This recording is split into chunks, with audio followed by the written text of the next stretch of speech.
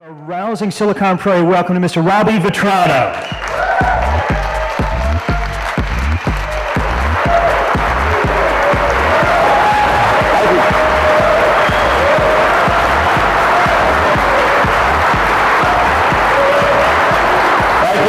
Thank you. So this is one guy's story within the story of a city that a lot of you know about, that got knocked on its ass, but that got up a lot stronger. And it's a personal story in a sense that I hope relates to some of the themes that Jeff kind of set forth in terms of the entrepreneurial ecosystem and how it connects to larger corporations and to communities. That's been a lot of my work. And it's also the journey from someone that worked expressly in the world of creativity and has sort of stumbled forward or swum upstream or led with his chin on a few things, making a lot of mistakes along the way, but to see how that creativity can be applied in ways that hopefully has more impact, both within business development, but also in terms of within a role within a community, as entrepreneurs, as part of a larger social fabric, which has been sort of an interesting exploration, if you will. I don't know if there's, again, anything sort of perfect about it, but a lot of these things have kind of worked out, so I guess by definition that makes me an expert on it, but if you're hard-pressed to ask me about it, it's really very difficult to deconstruct, so forgive me if it gets a little personal at times.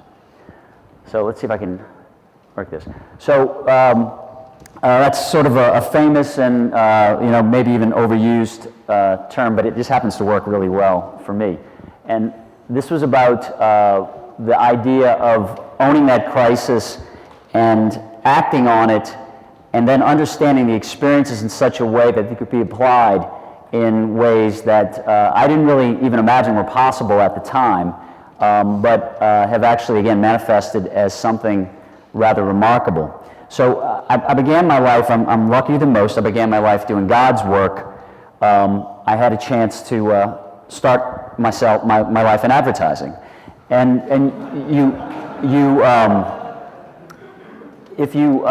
when you work in this industry, and many people in this room probably have or do, there's a moment somewhere in the process, I think, for all of us, where you sort of wake up and you wonder about, what am I really doing? You know, I mean, you get so emotional about it, you work all these crazy hours, and you are dragged into boardrooms, and sometimes you really truly do the dog and pony show, and other times you're doing meaningful work, but you get so worked up and so obsessed with it and so excited by it. And if you've been in the business, the all-night new business pitch is sort of infamous. Eat a lot of bad cold pizza, but and I'll come back to that. But the idea of what does it really matter? And there's a lady by the name of Valerie Casey, who runs an organization called the Designers Accord. And Valerie has very expressly put that idea that if you get invited into that star chamber, then you have an obligation to speak truth to power. So I was going through that whole sort of navel gazing, if you will, and this guy started to exert some influence on me. Do you know who this is? Marx, right. So Marx had a real sort of pithy statement about advertising, and it was, and that sort of kind of summed it up. And I'm not a Marxist, but it was kind of hard to ignore. So I was thinking about it, but there's nothing like a good moment of truth to sort of bring you to a realization. And it's unfortunate that sometimes it is a tragedy or something rather tragic, but this was my moment of truth when my city was 80% destroyed. And it's indescribable, and I know this is sort of like old news, and it's like, okay, stop talking about New Orleans. And people talk about certain events that kind of frame your life and characterize those things that are important to you.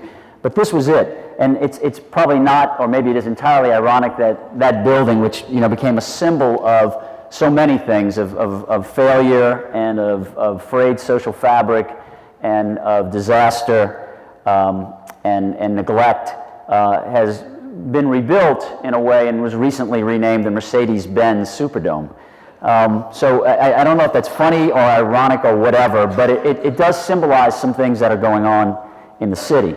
But in spite of these circumstances, we learned a few things in the process of that experience that really was sort of a compression of so many emotions for us. So my advertising firm, I'm sort of a slash in the sense that I co-founded a branding firm called Trumpet, and then I co-founded an entrepreneurial organization called the Idea Village. And Idea Village basically was formed with a very naive idea which said, let's advocate for entrepreneurs. It matters, and they have no shape, they have no voice in our community. This was around 1998 in New Orleans, and in a city that was largely declining. And we said, let's basically put it on the map, and we'll just throw it out there and see if something happens. And then I'm also co-founder of a company that's sort of come forward called Naked Pizza. And I'm going to talk about that as sort of the evolution. But following the storm, the first thing we did at Trumpet was we basically declared war on 40 years of decline in New Orleans. So this was our emotional reaction to it. So we flew we call it the Jolly Louie, and we put it out there with that statement being that it was not okay to simply ignore the failure of this community. It was no longer appropriate to say that we don't have a diversified economy, or we have the greatest percentage of people living in poverty in our community, or the highest murder rate in the United States. It's no longer acceptable that our public schools are failing. It's no longer acceptable that there's weak political will in this community. Now, I mean, as you can imagine, what an absurd set of declarations, but at that point in time, that felt very real to us. That was very motivating and mobilizing to us. So the next question was what to start to do with that. So we started to do different sorts of campaigns to make statements. This preceded by several years the BP oil spill, but we went around the city and we actually found the water line, the infamous water line, and we used that to do wild postings to make statements within the community about these transgressions that people had largely ignored and that people were not actively paying attention to. And then, let me go back there. So we also, what was interesting is about that time in the city, there was this influx of young people coming to the community, primarily young people, but you couldn't swing a stick without hitting some recent graduate or a think tank or a foundation or some organization that was in the city that was interested in applying either their area of expertise or their compassion to the recovery. And so we started aggressively recruiting people into the city. We started saying, look, let's find those people that are really interesting and have interesting ideas, and let's figure out ways to sort of connect them in ways that are meaningful. And this has been, again, one of the great stories of the city, the brain gain that we've experienced, but also how we've kind of captured that interest in ways that have been highly productive and effective for the community. So the other thing that sort of occurred to me, we were a branding firm. We did advertising campaigns for people, but was to start to think a bit more like an entrepreneur. So, you know, as you remember, we were championing the idea of entrepreneurship, that we thought it had a vital role, not just as an economic construct, but also as adding to the social fabric. The theory being that entrepreneurs are people that are highly engaged, that bring a level of intellect and engagement and networks to the table. So not only do they create wealth or contribute to creating jobs, but they also populate boards. They get involved in things like education reform.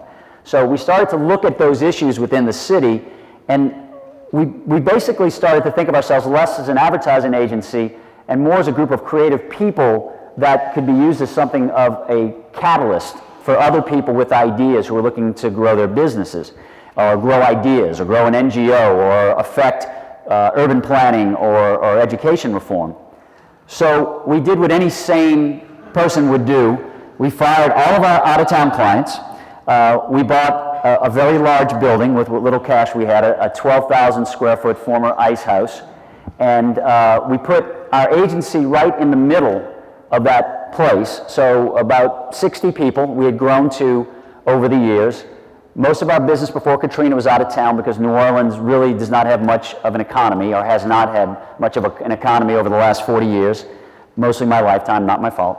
But the idea of us using the fact that we were interested, engaged, willing to make some sacrifices, and had these creative people coming through the door, we said, let's put it in the middle of the room and let's start to grow some businesses out of that. So let's support that in different ways.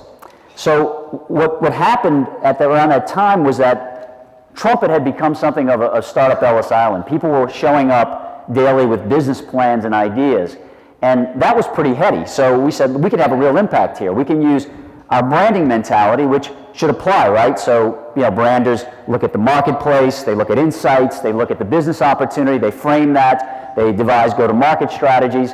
How hard can this be? We'll start to support startups. Well, it's one of those things where there's a real fine line between that idea of being optimistic and heady and not really understanding what you're getting yourself into. So one of the primary problems is that when you're an advertising agency, you have recurring revenue. You're charging for advertising and ads. When it's a startup, you may go years before you actually start to see any kind of cash flow. So this is not a very good model. So what we did was we started to basically think about, in a larger sense, and in terms of sort of the holistic community sense, this idea of what was necessary to start to build an ecosystem that could support these startups. So obviously that includes, as many of you know, that means there had to be proper vetting, and you needed money, early stage money, more sophisticated money. You need people with specialized skills, capabilities, so that these ideas that were coming through the door were really properly understood, and they were categorized or at least vetted to the degree that somebody said, this is a good idea, let's put some energy behind that. So within that ecosystem, these were the first sort of bones, if you will, and this wasn't just happening at Trumpet, this was actually happening in about 4 or 5 different areas within the city, when we started to think about, what do we really need to do this? So we went from kind of a triage mentality, which was, let's capture these ideas, let's put them to work, let's keep people here in the community, let's keep them engaged, to sort of a skeletal structure that was created where we started to have intake for ideas, started to put them into places where you could come and you could post your idea and you could have meetings and set up and it could be assessed. And then we started to develop services around that. So services that were specialized and capable of actively supporting and effectively supporting early stage ideas. And this is manifested forward now into where we're actually starting to put some skins on the wall. So about year 3 and 4, you started to have businesses that were actually starting to make money, and we're starting to attract real talent to the city and starting to hire people, in the 10s and the 20s. And so it was starting to become very real for us. So we've earned quite a few accolades in that process, and for somebody like myself who lives in this all the time, and I do a lot of media interviews, there's a crew from Japan in this weekend right now. It's the 60 Minutes of Japan is what it's called. I'll have to take their word for it. But we've had groups from a number of places, like Andy Stoll from Cedar Rapids, who's come down and looked at the model of how the ecosystem's been built in Japan with the recent tragedy. They've come in and looked at the infrastructure that exists in the city in terms of how the community responded to tragedy. We had some folks from Christchurch, from New Zealand, and what we found is that the issues that we dealt with in New Orleans actually have applications in various degrees in many, many places. And I'll come back to that a little bit later in a way that it's actually been rather startling to see how applicable it is in this current environment. And maybe current's not the right word, because it seems like this is the environment that's here to stay, probably through our lifetimes anyhow.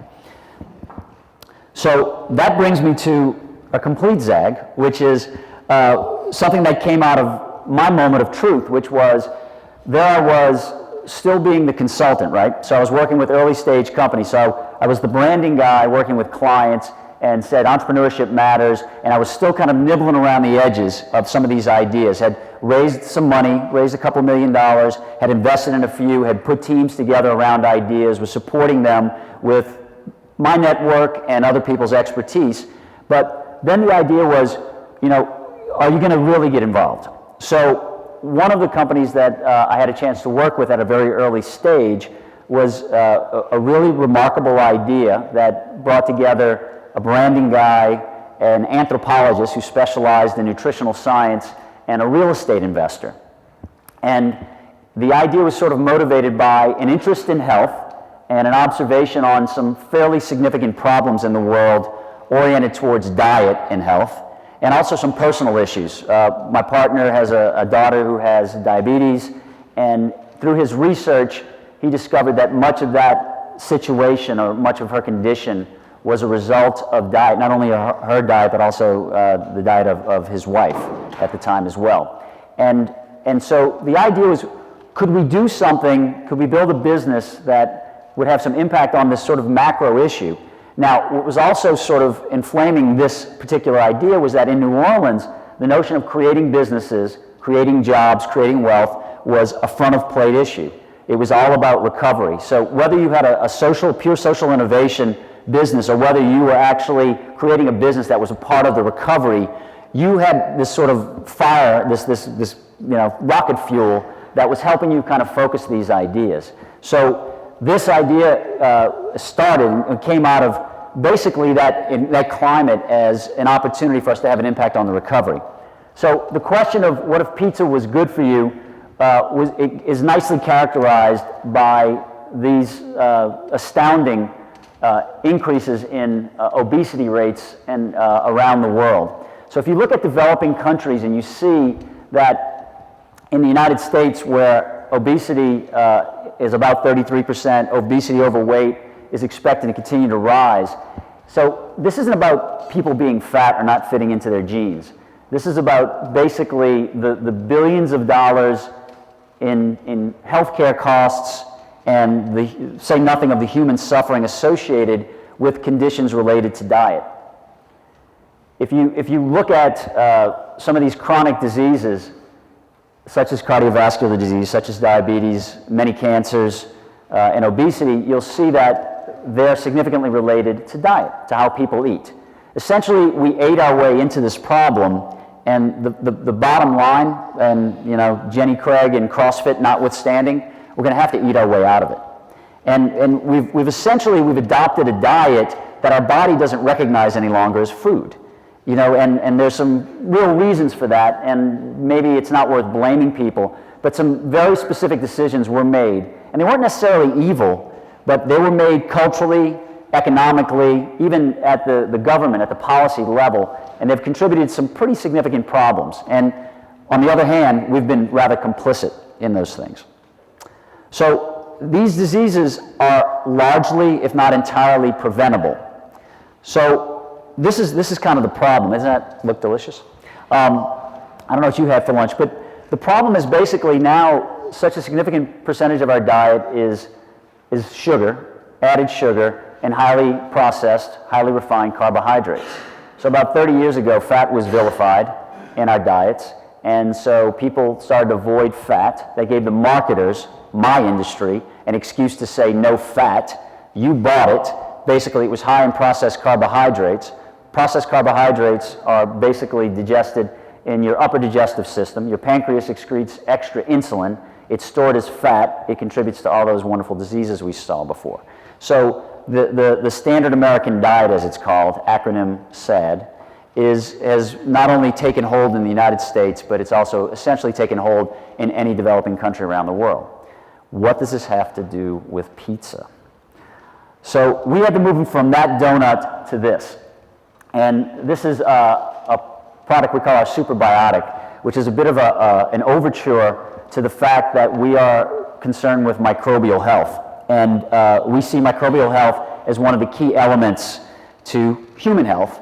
Not the most fun thing to talk about when you're talking about selling a pizza, right? So I don't know, we can talk about your colon if you'd like, and maybe afterwards in the Q&A, but your colon is the richest ecosystem in the world. There are 40,000 different species of bacteria inhabiting your colon. And as a human being, there are 10 microbial cells to every single human cell. You are more microbial than you are human.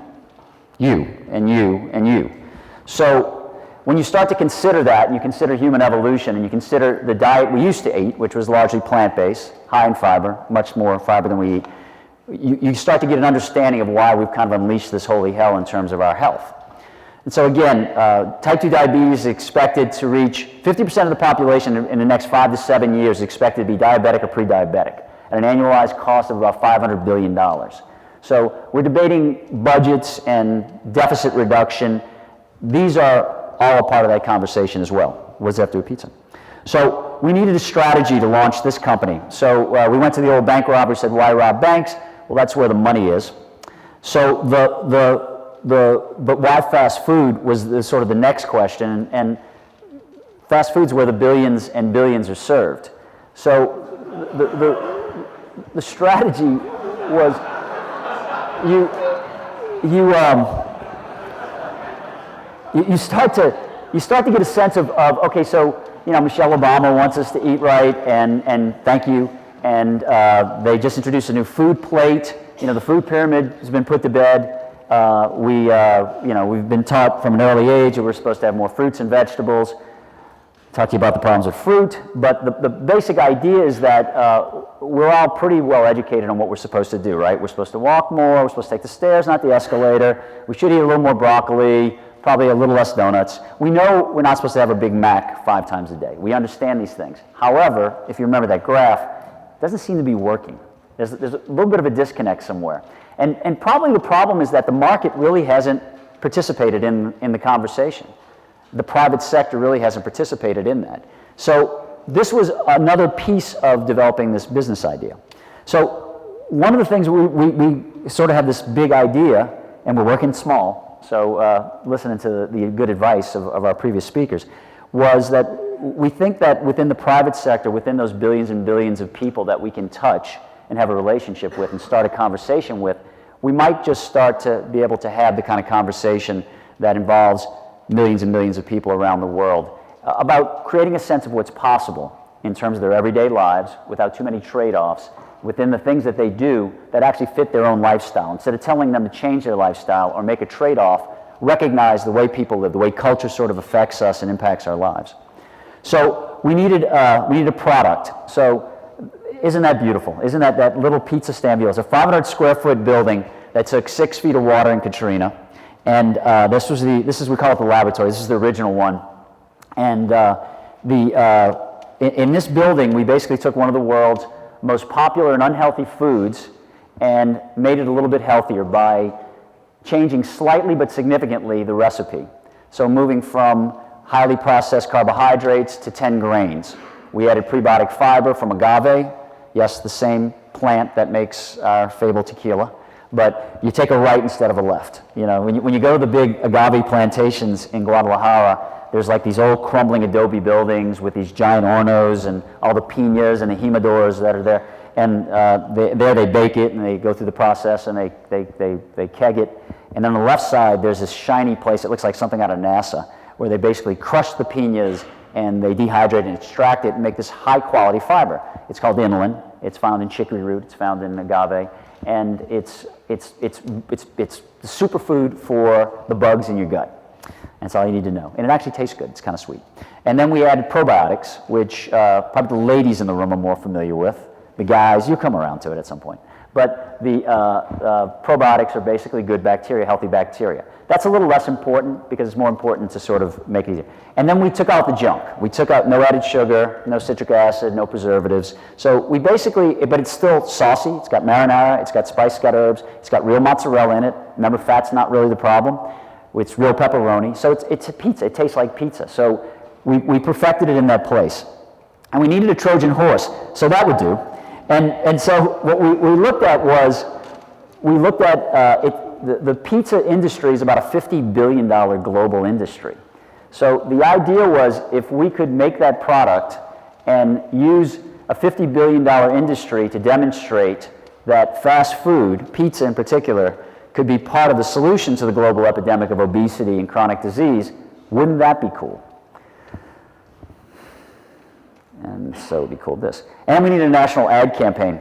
So this became our national ad campaign. We were the first company, as far as we know, at least according to Mashable and TechCrunch, to take down the sign that said Naked Pizza and replace it with a sign that said follow us on Twitter.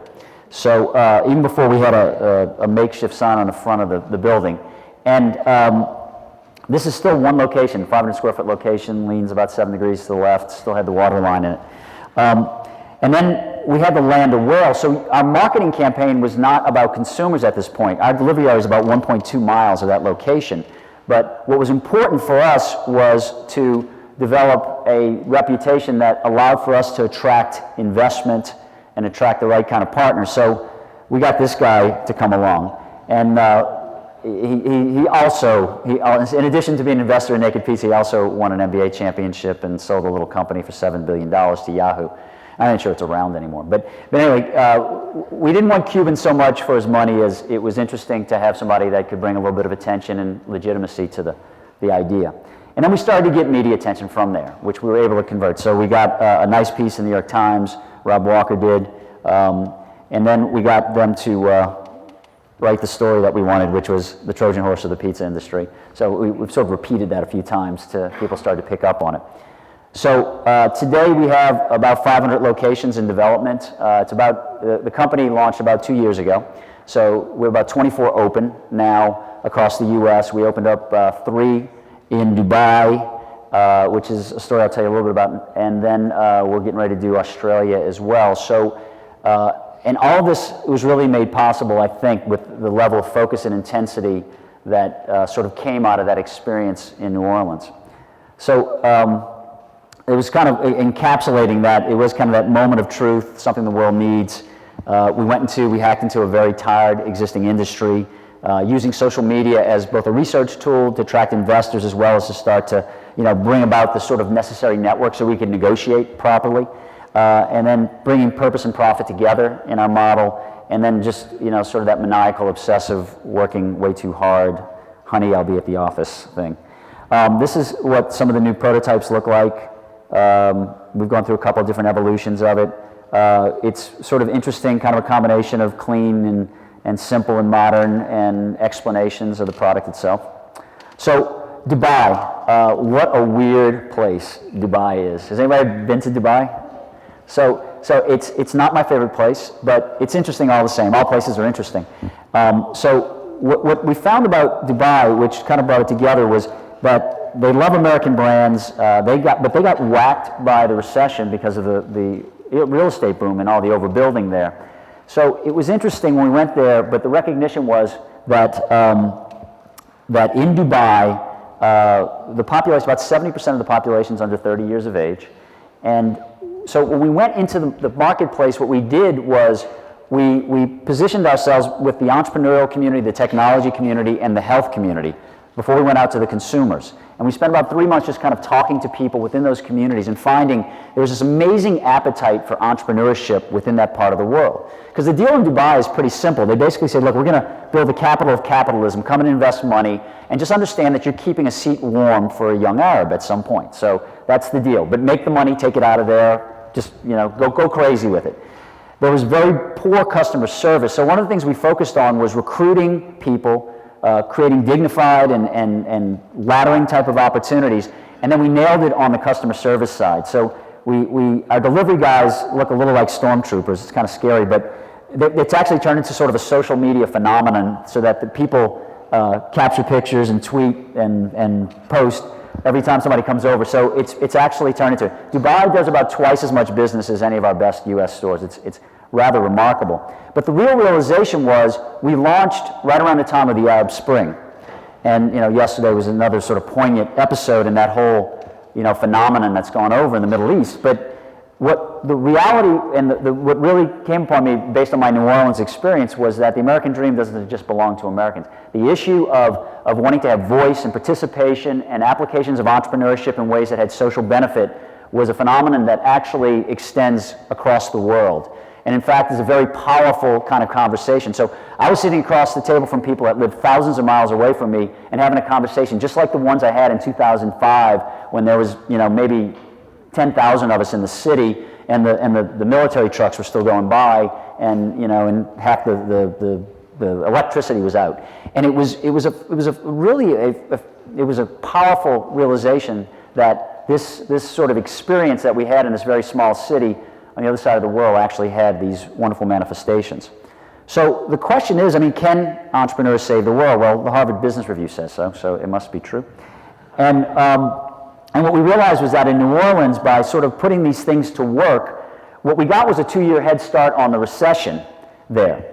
We started working within the new normal of an upside-down place where people had to find their relationships. We blew the lid off of parochialism because it was no longer there. We could not deny or avoid our faults, our weaknesses. We had to reach out to one another. And New Orleans was a very, very parochial place. But for the first time, we started to extend our networks and reach out to other people and really find ways for us to powerfully connect and collaborate in ways that created wealth, created social benefit, created great ideas. There was a story in the New York Times just this last weekend about the success we've had with public education. That is a manifestation of the entrepreneurial community. There are people that are focused on that. We're the largest destination for Teach for America Fellows, the largest charter school movement in the country, but it was the same attitude that was transcending the entire recovery effort, which was, again, rather extraordinary. So we live in this post-recession, post-mass media environment, and again, my hubris is that in many ways, these lessons learned in New Orleans are highly applicable to other communities in terms of bringing together existing community, the entrepreneurial community, and other aspects of it. And for me, the other lesson was cultural influence is too important to be limited to advertising. I think advertising has wonderfully creative people. Challenge those people in that industry to extend it beyond that. You know that one? The small businesses create most of the jobs. I think 80% is the right number. Scott Case will probably challenge that one a little bit. So, yeah, bring them on. It's one of those things that make all the sense in the world. And I think more than anything else, we're living in a world of sort of where there's kind of a cratering optimism, right? You know, we look at it and we try to understand what's the future look like. So now we're protesting on Wall Street. There's a lot of anger, a lot of frustration, a lot of powerlessness. Entrepreneurs are basically based on belief, right? And generally a belief that they hold very close and that generally the rest of the world doesn't get, but when we succeed, it proves to them that it is possible to have a crazy idea and succeed. So I'll sort of finish with an homage to the patron saint of entrepreneurship, MacGyver. Old guys, explain to the young guys who MacGyver is. And, but it's, the different construct is that in the old days of entrepreneurship, I think it really was focused on make money, simply make money. But now I think the obligation is, if you're in business, you need to understand your role as a part of the social fabric, that it extends beyond building the bank account. So, you know, now that we can do anything, technology bar has been lowered, it's very accessible and cheap. Networks are now global at an instant. Everyone in here has a global network to some degree, and we can share it to the guy next to you. And it's rather extraordinary. So anything truly is possible. So the question is, now that it's possible, you know, what will you do? Thank you.